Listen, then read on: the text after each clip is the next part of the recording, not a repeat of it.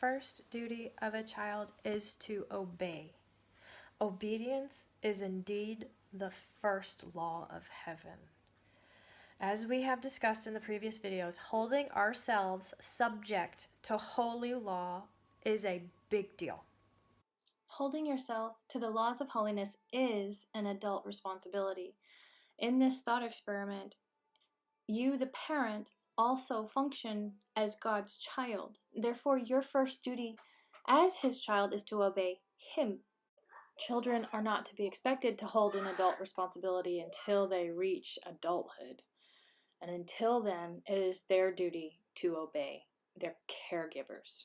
And that is because they are the experienced member of society who has to take responsibility for the child. If the child were to damage someone's property, the parent has to pay reparations for the damage. And so it is important and vital that the child knows that their first duty is to obey their caregiver.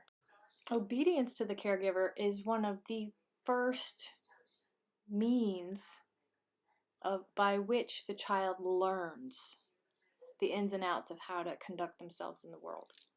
So again, they begin with obedience to their parents just as practice, and as soon as possible you transfer that obedience to the laws of holiness. That obedience to you should be obedience to the laws of holiness, because you yourself are holding yourself to the laws of holiness. That is vital and to the righteousness of this process, that you are holding yourself to the laws of holiness, and in obeying you, your children are learning how to hold themselves to the laws of holiness.